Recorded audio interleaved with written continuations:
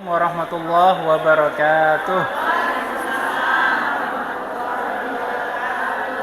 Alhamdulillahirabbil alamin wassalatu wassalamu ala nabiyyina Muhammadin wa ala alihi wa ashabihi wa man tabi'ahum bi ihsanin ila yaumiddin, amma ba'du. Alhamdulillah, kita ucapkan selamat datang, ahlan wa sahlan wa marhaban bi kudumikum ibu sekalian dari Majelis Ta'lim Sawang ya. Serengseng Sawang ya. Baik, alhamdulillah, selamat datang di Museum Bait Al-Quran dan Museum Istiqlal Taman Mini Indonesia Indah. Di sini bersama saya, nama saya Ahmad Falahuddin, Bu, bisa dipanggil Falah. Insyaallah kita nanti akan sama-sama masuk ke dalam Museum Bait Al-Quran dan Museum Istiqlal untuk mengetahui sejarah penulisan mushaf Al-Quran yang ada di Indonesia. Ini tadi tiketnya, Ibu. Dan juga nanti akan ada sejarah singkat tentang masuknya agama Islam di Indonesia. Baik, sebelum kita masuk, saya perkenalkan terlebih dahulu. Museum Bait Quran dan Museum Istiqlal ini dibangun oleh Presiden yang kedua Republik Indonesia, yaitu Bapak Soeharto. Tepatnya tanggal 20 April 1997. Ya. Kemudian museum ini dulu latar belakangnya adalah karena Pak Presiden Soeharto diberi hadiah, Bu, mushaf Al-Quran terbesar. Dulu mushafnya ditaruh di sini, tapi sekarang dipindah di dalam, Bu. Nanti kita akan lihat sama-sama ya. Jadi mushaf Al-Quran itu hadiah dari pondok pesantren di Wonosobo. Dihadiahkan kepada Pak Soeharto. Kemudian usulan Menteri Agama ketika itu, mushaf ini harus ditaruh di satu tempat biar masyarakat bisa belajar gitu ya, mengetahui sejarahnya dan lain sebagainya. Maka dibangunlah museum ini. Nah, museum ini dikelola di bawah Kementerian Agama ya. Lembaganya namanya Lajnah Pentasihan Mushaf Al-Quran. Mengelola di situ ada bidang pentasihan mushaf Al-Quran, kemudian pengkajian mushaf Al-Quran, pengkajian Al-Quran, dan ini mengelola ini Museum Bait Al-Quran. Baik, kita akan masuk langsung ya, Bu ya. Mari kita langsung jalan saja sambil Ibu lihat kanan kiri. Nanti saya akan jelaskan koleksi yang ada di museum ini. Nah, Ibu-ibu pernah ke sini ya sebelumnya? Alhamdulillah. Pernah ya. Baik. Ada yang belum mungkin ya. Baik, di ruang pamer pertama ini ya silakan langsung masuk, nggak apa-apa, Ibu. Nyari posisi ternyamannya lah itu, karena seperti ini. Di sini ada sejarah penulisan mushaf Al-Quran, Bu, dari masa Rasulullah SAW. Tentunya Al-Quran itu diturunkan Allah Subhanahu Wa Taala kepada Rasulullah melalui malaikat Jibril. Nah, ketika itu Rasulullah itu sudah memerintahkan beberapa sahabat yang bisa baca tulis ya untuk menuliskan Al-Quran. Di antaranya yang terkenal adalah Zaid bin Thabit ya. Banyak sebenarnya penulis mushaf Al-Quran, bahkan para sahabat itu yang sudah bisa baca tulis itu secara mandiri juga nulis Quran ya. Jadi dikumpulkan nanti itu sangat banyak tulisan Al-Quran. Pertama medianya adalah di pelepah kurma dan di kayu ya, kulit kayu, di bebatuan dan sebagainya. Nah, sampai kemudian masa yang begitu panjang berlalu, para sahabat Rasulullah ini kebiasaan yang paling awal Al-Quran itu kalau turun itu dihafal, Bu. Ya, boleh langsung maju nggak apa-apa, biar muat gitu.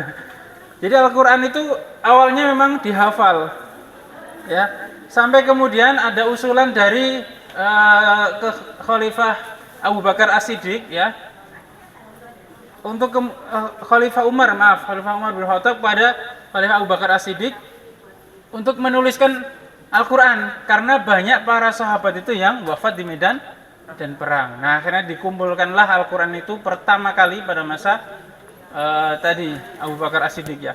Kemudian ditulis ulang ya pada masa kekhalifahan Utsman bin Affan yang dikenal dengan Rasm Utsmani. Nah, ada di situ contohnya. Yang itu tadi ya. Ya, jadi mushaf yang distandarkan pertama kali tulisannya itu dinamakan dengan Rasm Utsmani karena ditulis pada masa kekhalifahan Utsman bin Affan, namanya Rasm Utsmani.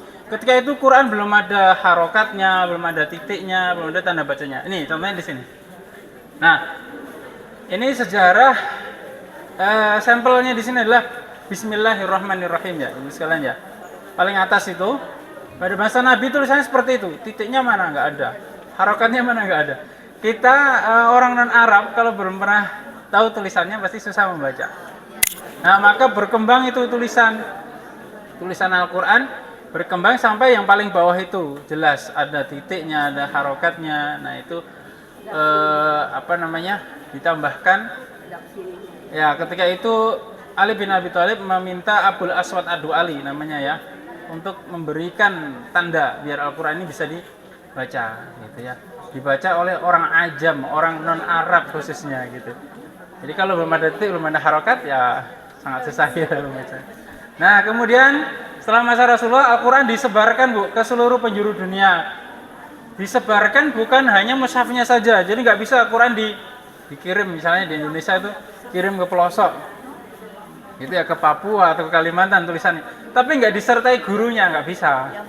Jadi harus ada yang ngajarkan biar terjaga tulisannya benar. Tapi kalau yang ngajarkan nggak benar ya nggak terbaca dengan benar. Nah maka harus diajarkan seperti itu. Nah sampai kemudian di Nusantara ini ditemukan mushaf Al-Quran dari abad ke-17 ya. Abad ke-17 ini contohnya. Ini abad ke-18, abad ke-19. Kalau yang namanya Quran sudah sampai di Indonesia, itu Qurannya sudah lengkap, harokatnya, tanda bacanya. Cuman masih tradisi tulis tangan, Bu. Ini. Jadi ulama kita generasi sebelum itu ya, sebelum kita, itu Al-Quran kalau pengen dibaca ke masyarakat ya harus ditulis ulang, tulis tangan. Belum ada mesin cetak kan? Harus nulis tangan. Seperti ini contohnya, kalau pengen tahu tulisan tangan mushaf Al-Quran. Ya ini untuk ketika itu sudah bisa dibilang sangat rapi ya tulisannya. Sudah rapi gitu ya, sudah terbaca dengan jelas. Nah ini yang saya sampaikan di awal tadi Bu ya. Ini mushaf Al-Quran Wonosobo yang ditulis oleh 2 orang santri ya dari Pondok Syafi'iyah ya. Tulis tangan sekitar 2 tahun ini. Terus dihadiahkan ke Presiden Soeharto tadi dan dimuseumkan di sini. Ini ada 2 jilid ya sebenarnya. Ini juz 1 sampai 15, satunya adalah juz 16 sampai 30. Ukurannya sekitar 1,5 meter kali 2 meter ya. Baik, kita lanjut ke sini Bu. Nah di bagian sini kita disuguhkan dengan pameran mushaf Al-Quran yang sudah modern ya. Jadi Al-Quran sudah ditulis dengan lengkap plus ornamen hiasannya. Nah di sini misalnya ada mushaf Sundawi, kita bisa melihat contohnya saja ya Bu di sini. Contohnya seperti ini. Kemudian di sini ada mushaf Jakarta. Apa sebenarnya kenapa dinamai Sundawi, dinamakan dengan Jakarta? Itu adalah kekhasan hiasannya. Ya, batik-batiknya itu ya, ornamennya itu khas dari Sunda. Kemudian yang ini dinamakan dengan mushaf Jakarta. Apa yang khas Bu di sini Bu? Ada Monasnya Bu ya. Nah, ini hiasan Monas ini yang menciri khaskan bahwa dia itu adalah mushaf Jakarta. Nah gitu. Nah kemudian ini digitalisasi dari mushaf Atin ya. Ini bisa dibuka Bu. Tapi harus pas sensornya. Nah misalnya gini. Oh, pakai itu. Iya. Oh, keren. Ini kan ngepaskan sensornya ini.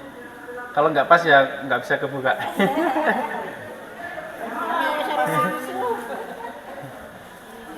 Nah sebelah sini Bu, ini juga mushaf yang fenomenal karena sangat penting buat sejarah Republik Indonesia. Dinamakan dengan mushaf pusaka. Ada bendera pusaka ya. Nah ini mushaf pusaka. Mushaf ini ditulis pada masa pemerintahan Soekarno. Digunakan untuk apa? Sebagai media diplomasi internasional kemerdekaan Republik Indonesia. Jadi mushaf ini mushaf yang sangat berkaitan erat dengan sejarah kemerdekaan Republik Indonesia. Jadi simbolik yang nulis bukan Pak Soekarno ya, beliau simbolik menuliskan ba di awal Bismillah dan huruf sin di surat An-Nas gitu. Baik, kita lanjut ke Museum Istiqlal ya, Ibu sekalian. Nanti ruang audiovisualnya soalnya di atas ini biar kita tuntaskan dulu keliling museumnya.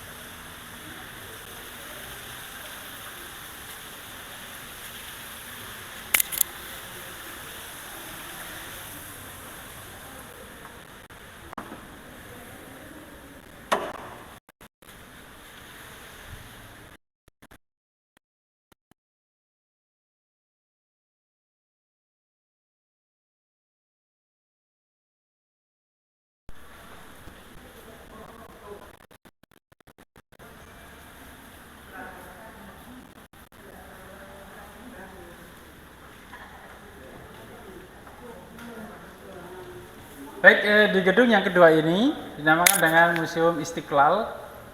Artinya adalah Museum Kemerdekaan. Istiqlal itu artinya kemerdekaan. Nah, yang disajikan di sini adalah sejarah tentang masuknya agama Islam ke Indonesia, Ibu. Nah, di sini ada ilustrasi interaksi antara masyarakat Nusantara, yaitu dengan para pedagang baik dari India, dari Pakistan, dari Arab, ya, terjadi interaksi dagang. Nah, salah satu teori mengatakan bahwa dari situlah Islam tersampaikan ke Nusantara ini, ke Indonesia, dari interaksi para pedagang dari Arab yang beragama Islam. Di antara mereka juga ada para ulama, ya, yang kemudian menyebarkan agama Islam di Indonesia. Baik, kita akan lanjut ke sini, Ibu sekalian. Kalau untuk abadnya sendiri, ya, berbagai macam teori sebenarnya, ya. Ada yang mengatakan abad ke-7 sudah masuk ke Indonesia, ada yang mengatakan abad 11 baru masuk ke Indonesia. Itu macam-macam sebenarnya. Kemudian di sini ada beberapa peninggalan atau bukti, ya, bukti fisik bahwa Islam itu masuk ke Indonesia dan mempengaruhi masyarakat Indonesia.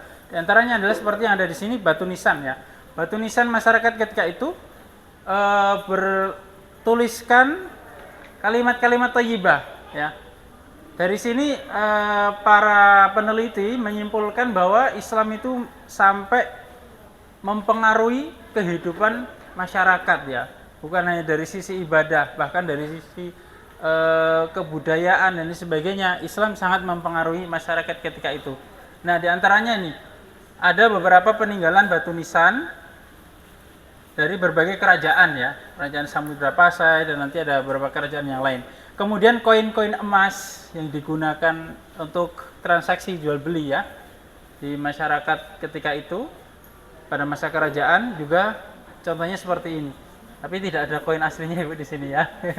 Bisa jadi di museum yang lainnya. Baik, di sini juga ada batu nisan di masa kerajaan Aceh Darussalam. Nah. Baik, kita lanjutkan ke sini. Islam yang tersebar ke Indonesia, pengaruh terkuatnya itu adalah ketika masuk ke kerajaan, Bu. Jadi kerajaan di Indonesia ketika itu masih Hindu-Buddha kebanyakan, ya, kerajaan Hindu-Buddha. Sampai kemudian kalau rajanya, orang-orang penting di kerajaan itu sudah memeluk Islam, masyarakatnya akan sangat mudah, ya. Ini contohnya adalah kerajaan Islam yang ada dan masjidnya masih ada sampai sekarang. Contohnya di Kesultanan Demak, ya, Masjid Agung Demak. Ini miniaturnya seperti ini. Dan kalau ada yang pernah ke sana bisa jadi tahu, ya, mungkin modelnya akan sama seperti ini. Nah, bangunan masjid, nah sekarang ditunjuk dari bangunan masjid, ya. Itu masih mirip, ya, masih mirip dengan bangunan tempat ibadah agama yang lain. Jadi belum ada menciri khaskan ini masjid. Misalnya di bagian atapnya, nanti versi besarnya ada di sana, Ibu. Nah, ini belum ada yang kubah kayak sekarang, ya.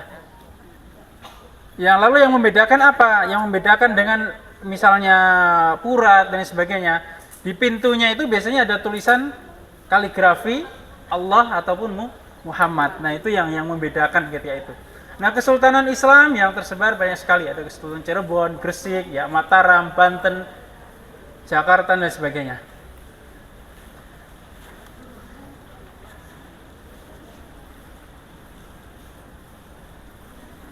Baik, kemudian di sebelah sini kita disajikan dengan galeri masjid yang ada di Indonesia. Ini contoh gambaran masjid-masjid yang ada di Indonesia yang didokumentasikan oleh tim dari Bait Al-Quran dan Museum Istiqlal. Nah, ini seperti ini, Bu, misalnya. Ini kan mirip dengan pura, ya, Bu, ya. Yang membedakan adalah di sini ada penanda kaligrafi dan lain sebagainya.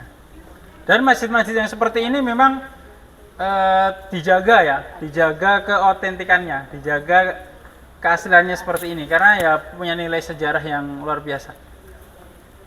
Nah, sebelah sini masih ada, Ibu sekalian. Nah, ini di berbagai daerah punya kekhasan masing-masing arsitekturnya.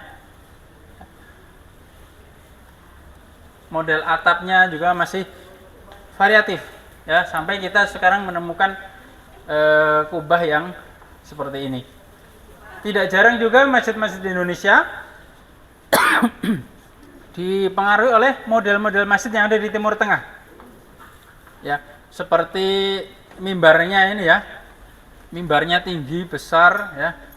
Dan masjid-masjid Timur Tengah itu kebanyakan tiangnya itu ya besar-besar gitu.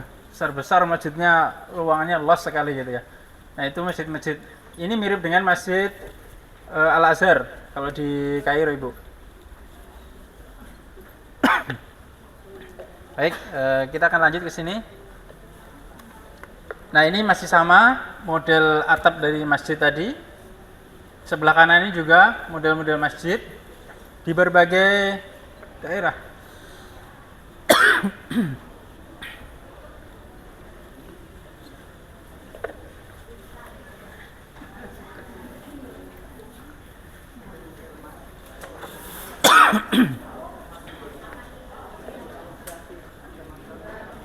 Nah, di sini kan baru gambar-gambarnya ya, Ibu sekalian. Boleh jadi nanti Ibu-ibu bisa mengagendakan untuk mendatangi masjid yang terjangkau di sini, ya, melihat secara langsung gitu ya, masjid-masjid bersejarah tersebut. Nah, di sini adalah salah satu benda yang ada di masjid. Apa ini Bu ya? Gentong. Tempat air, namanya padasan ya.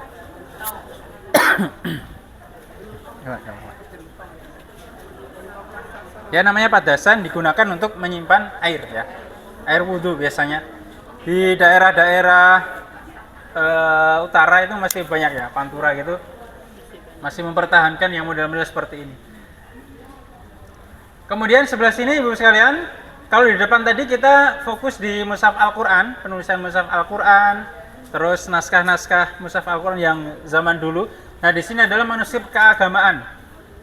Artinya buku-buku agama selain daripada Al-Qur'an, seperti ada kitab fikih, tarikh, ya, kemudian sirah, bahasa Arab dan lain sebagainya. Nah, saudara di sini, ini naskah-naskah awal yang kemudian kalau zaman kita sekarang sudah ditulis ulang, sudah dicetak dengan mesin yang bagus. Tapi ketika itu adalah tulisan-tulisan yang tulis tangan seperti ini. Ada kitab tajwid, ada kitab fikih ya, dan lain sebagainya.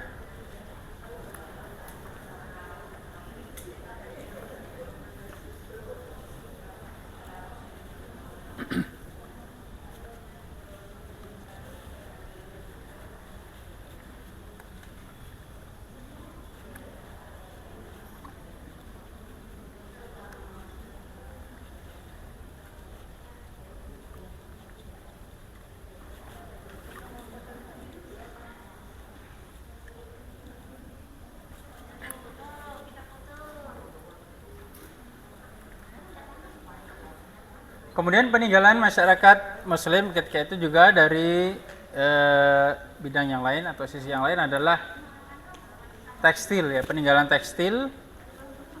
Sebagaimana fungsi awal daripada kain itu adalah untuk menutup aurat ya. Nah, di berbagai daerah pun juga punya kekhasan. Ini adalah peninggalan tekstil yang menjadi koleksi dari Museum Istiqlal ini. Ya, dari berbagai daerah. Ini alat yang digunakan untuk membatik, contohnya seperti ini, batik cap ya. Lalu di situ ada berbagai macam kopiah ya, model kopiah.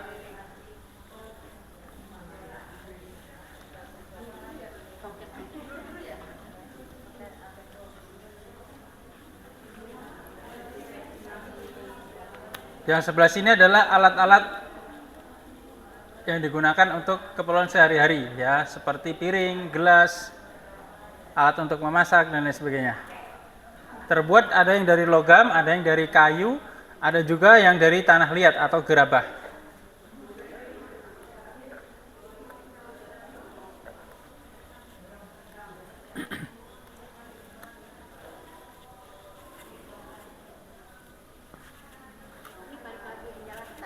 Iya Bu, mutar kita.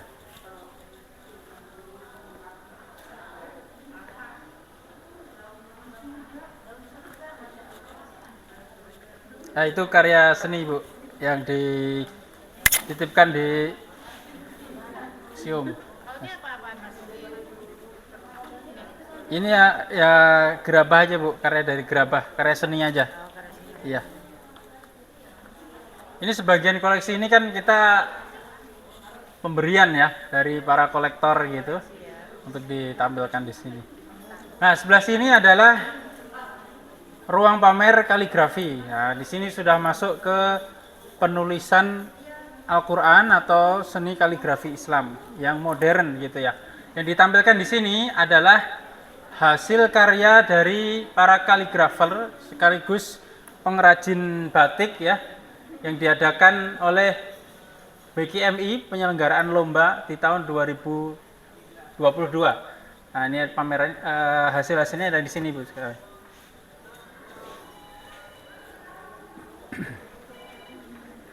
Jadi memadukan antara seni kaligrafi dengan tidak meninggalkan kaidah penulisan yang benar, dipadukan dengan hiasan-hiasan dari batik. Ya, ini contohnya. Jadi ini adalah kain batik, Bu. Ditulis di kain, dipadukan antara ornamen atau seni-seni batik dengan kaligrafinya. Nah, di sini juga ada. Dari sini sampai sana. Ayat-ayat yang ditampilkan di sini adalah ayat-ayat yang berkaitan dengan Islam yang moderat, ya, Islam yang moderat.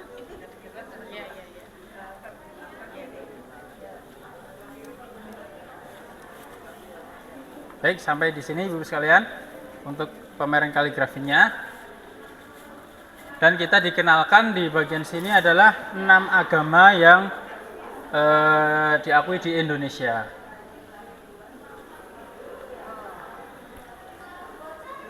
Baik, untuk ruang pamer dari Museum Istiqlal sampai di sini ya. Nanti kita akan kembali ke sana, Ibu ya. Kita naik ke lantai 2, masuk ke ruang audiovisual untuk menyaksikan film ya. Baik, kita lanjut di sini, Bu.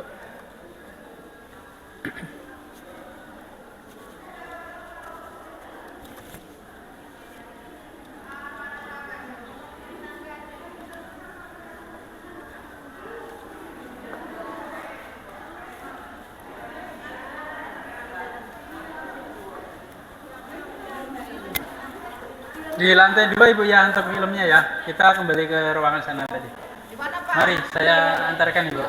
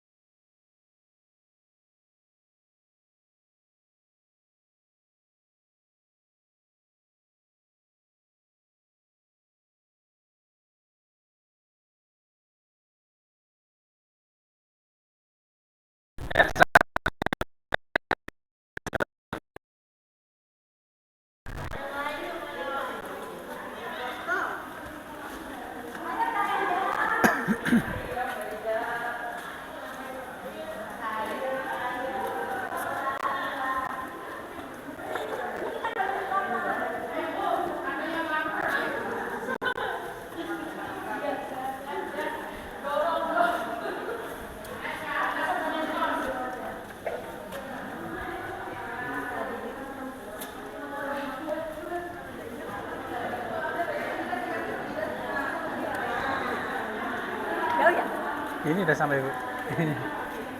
Gak ada liftnya soalnya.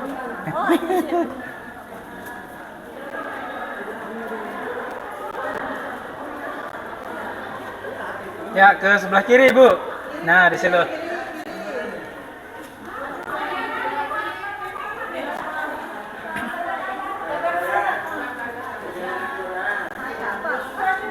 Ya, silakan dipilih. Mau nonton film yang mana, Ibu? Durasinya kurang lebih 20 menit masing-masing filmnya. Jumlahnya 107 orang ya. Bisa cukup ya. Ini nggak apa-apa, lewat sana boleh. Bisa. Bebas, Bu. Lewat atas boleh, lewat sini juga bisa. Sama, Bu, jalurnya nanti. Itu kan seperti bioskop.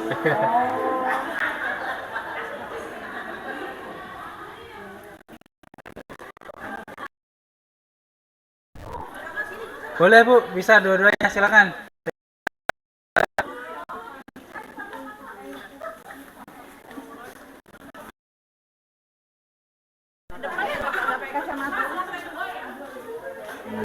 Ya.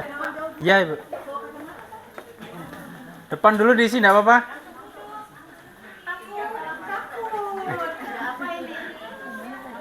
Nanti dimatiin lampunya ya. Bentar ya. Iya.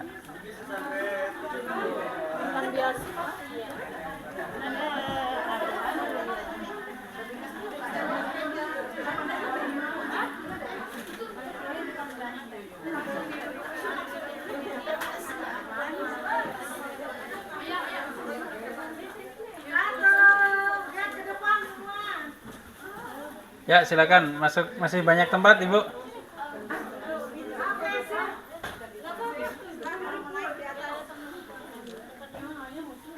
Ya.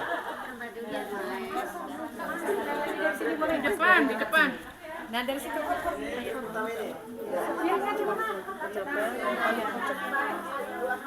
Oh iya. Kirain kagak ada orang. Makasih banyak. Sama-sama. Sebentar, Masih di luar, masih di luar. kita panggil lagi ya, biar terisi. Gimana, Pak? Gimana nih? Apa segini dulu? Silakan, Bu, yang masih banyak tempatnya, Pak. Banyak.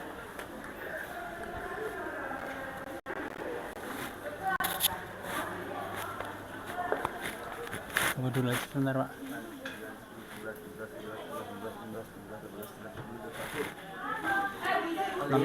Nontonnya film apa? Jagat Raya. Hmm? Jagat Raya. Oh, satu aja berarti.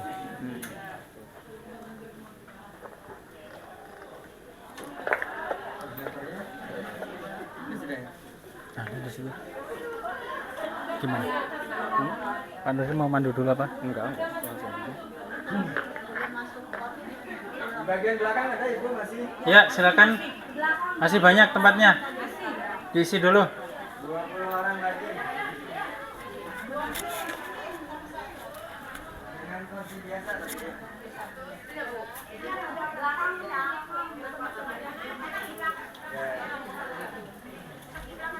Yang datang di belakangnya nanti di belakang. Iya, bisa di dua lagi. Dari tangan.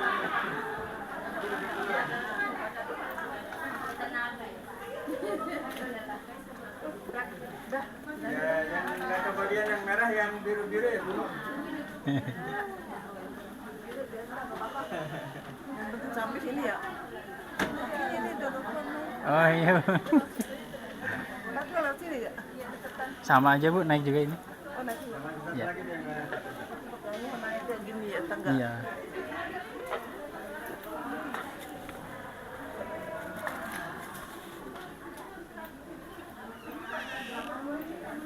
Udah kali ya.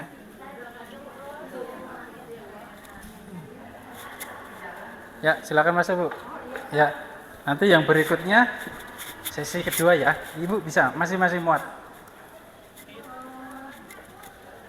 Yang ini nanti berikutnya aja, Pak ya. Iya. Nah, gitu.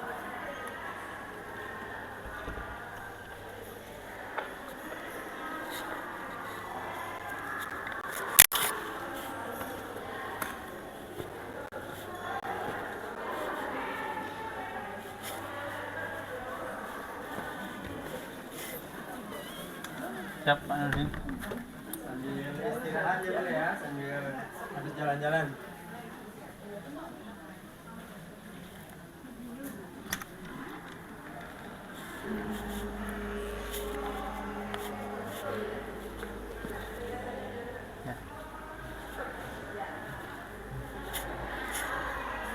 Sebelah sini, Bu. Nah, ini sesi kedua nanti ya. Ini sudah penuh tempatnya.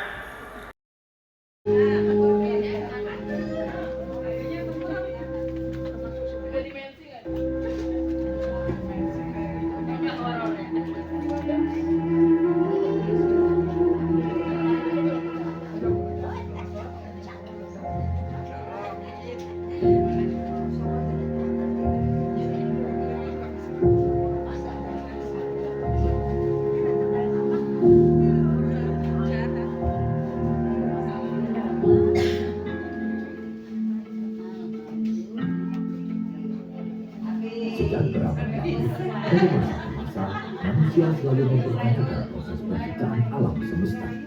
Berawal dari pertanyaan sederhana itu, kemudian tercipta beragam teori tentang penciptaan alam semesta. Di antara yang paling dikenal adalah teori ledakan besar atau Big Bang Theory. Hal tersebut tentu karena keberadaan akal pada manusia. Maka dalam Islam terdapat konsep bahwa akal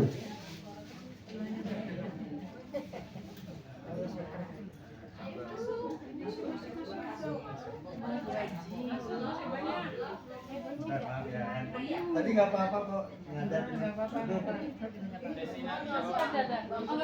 Dua aja. Masih di belakang, Bu.